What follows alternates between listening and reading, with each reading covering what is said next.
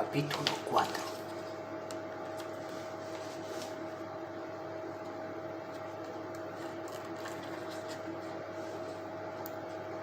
Toda la plaza era como una ciudad de locos.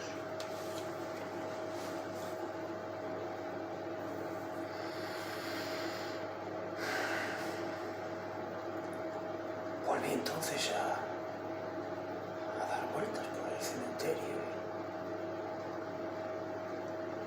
volvió a aparecer la ingratitud de ciertas cosas y a ver que de repente yo era el padre de todos. Tal y como suena, era el padre de todos. Debía cuidar a mis hermanos, a todos mis amigos, a mis padres y también a todos los padres de todos mis amigos y curarlos de su propia locura. Pero yo no podía curar de nada, solo podía hacer un poco de terapia con él, ver mi forma de ver las cosas. Aún así se volvían locos y se irritaban con la verdad, hasta el punto de odiarme.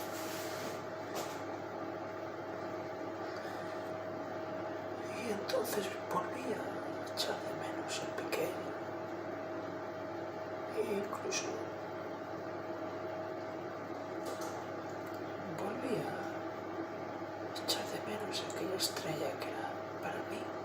Me dejaba estar allí con ella. En aquella estrella podía ver todos los mundos, hablar con todas las civilizaciones, pero era igual que abajo. Lo único a diferencia es que estaba solo. Ahí sí que no había ya ningún personaje ni escenario con el que interactuar. Solo podía interactuar conmigo mismo, con mi única y propia psique, o más allá, o más aún con el ser. Y entonces, si ya todo había sido y todo estaba ya, ¿quién éramos nosotros? ¿Quién era yo? ¿Quién éramos nosotros? ¿Dónde encontrarnos? Si podía viajar en el tiempo, podría verme a mí mismo, programar para mañana estar conmigo mismo en esa misma ciudad y tal vez así obteniendo un par de Alans, conociéndome, no entre ellos, sino conociéndose a sí mismo, siendo yo el padre.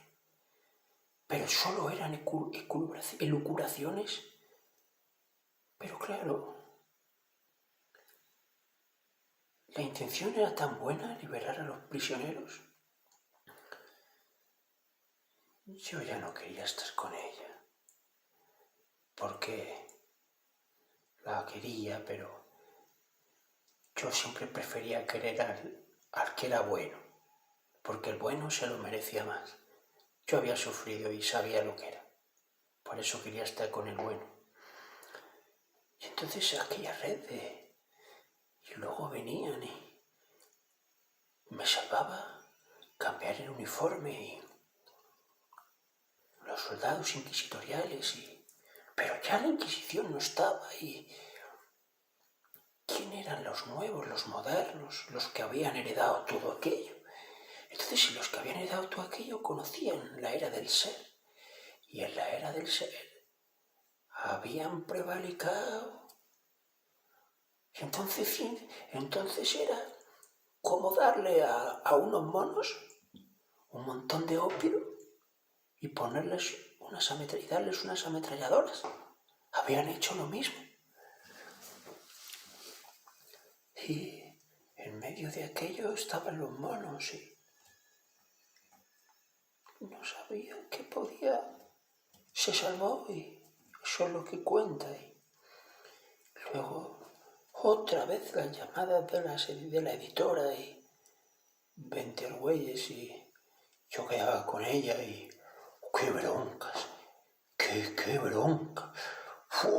Pero luego, ya cuando tomábamos algo en el bar, y un colacao, un café con unos churros o algo, ya se relajaba y de repente me miraba y me cogía de la camisa y me llevaba a su casa y otra vez, y yo no sabía qué hacer.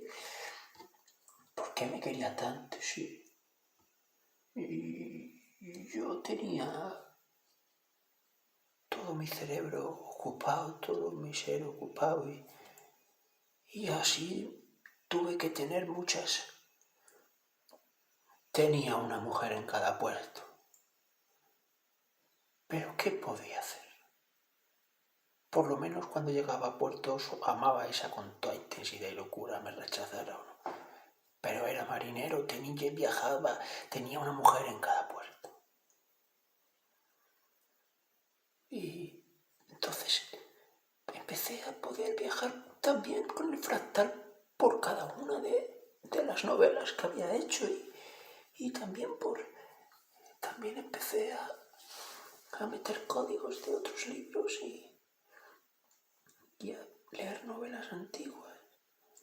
Y entonces ya llamaba al otro pesado del jefe del editor, que yo no le caía demasiado bien. Y es que no me ha gustado esto, cámbiamelo. Sí, hombre, voy a reescribir yo ahora todo el final, o voy a hacer yo esto ahora. Pero usted, ¿qué se ha pensado? Que esto no es un producto, que esto es arte y sale como sale, que no hay que engañar a la gente. También entendía que era un negocio y que me habían dado 6 millones de euros y que cobraba un pastizal, y que encima me salía con la mía y no iba a las presentaciones, ni firmaba libros, ni nada, y me perdía en la casa del libro. Pero era un niño, me di cuenta que era un niño y que necesitaba a mi madre y que me estaba perdiendo, y que cuando iba allí a casa del libro la liaba y me iba con alguna chica a enrollarme con ella en los árboles, y luego me tomaba algo y me iba y me perdía en las aventuras. Era como el Quijote, pero por todo el espacio, y veía a la gente que viajaba y otros que viajaban y no viajaban, y entonces aprendí que, como si me hubiera comido a mí mismo, me hubiera tragado a mí mismo.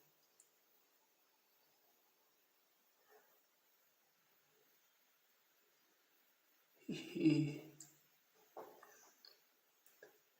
luego volví otra vez a aquella plaza y vi las argollas, vi los códigos, vi cómo también se habían dejado todo para liberarlos, porque es lo de siempre.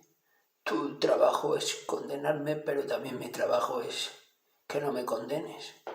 Tu trabajo será cerrar prisioneros, pero trabajo los prisioneros es liberarse y no dejarse coger. El trabajo de unos es saltarse la ley y otros que la cumplan. Pero claro, un nuevo truco. ¿Cómo había podido ser tan ingenuo? Lo mejor era meterse en la administración. Y un caballo de Troya y una flauta que sonaba y una nueva canción de los Chichos y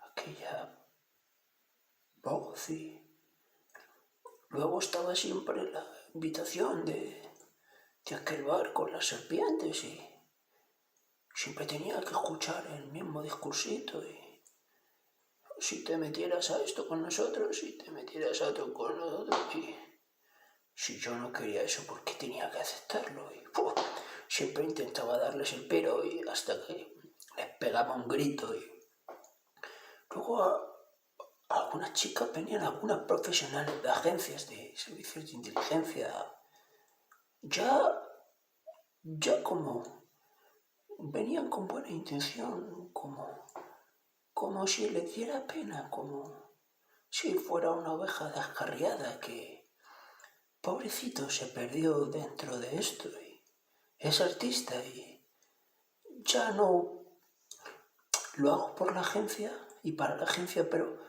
lo voy a hacer desde el máximo cariño, como si fuese su novia o como si fuese la mujer que le ama. Y pobrecito, a ver si le encauzamos por el buen camino. Pero ellos no sabían lo perdidos que estaban y cómo se habían dejado corromper, y yo no cobraba y yo seguía los valores cristianos y otros querían venir a darme lecciones a mí cuando yo no cobraba, y yo tenía el fractal y yo viajaba y yo los había visto antes, después, durante y los había visto de viejos, de jóvenes, y había sido el padre de todos y el hijo de todos, y querían darme lecciones y yo tenía que acabar mientras tanto aquella novela. Y la señora pesada en su casa me echaba veneno en el café y luego me echó algo porque no se me levantaba y lo pasé fatal, y aquellos poquitos con sangre y la piel y los gritos y que porque escribía y que mis libros no valían nada y que yo no valía para nada y que era infumable. Y digo, yo pensaba, vosotros sí que sois infumables.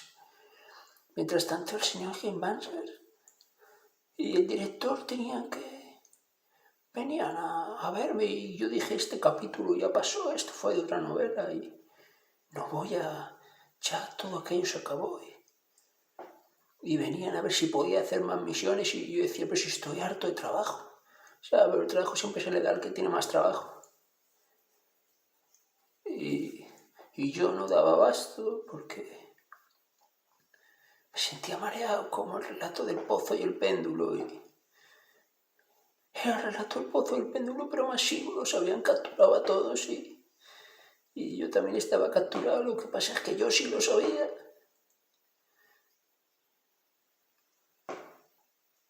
Tenía que tomar una decisión porque el otro estaba en el sótano, amordazado y atado, y los otros iban y venían y le decían, hoy metiste un pequeño ruidito y hoy no te vamos a dar de comer. Y aquel hombre se hacía las heces encima y se meaba, y los otros bajaban, iban y venían intentándose hacer unos trajes con la piel de otro y suplantaban personalidades y DNIs y no digo nada nuevo, esto se hacía desde antes, desde que el hombre es hombre, desde antes de la Edad Media, mucho antes, desde la época, prácticas que se hacían desde la época de las cavernas.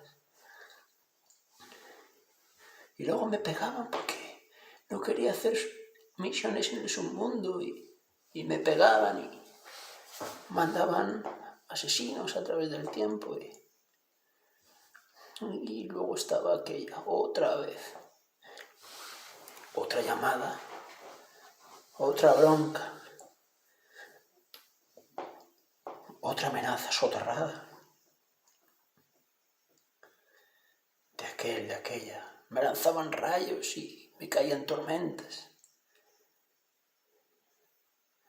Y yo no entendía por qué, porque siempre al final cumplía los plazos de entrega de la novela y todos mis compañeros les encantaban mis novelas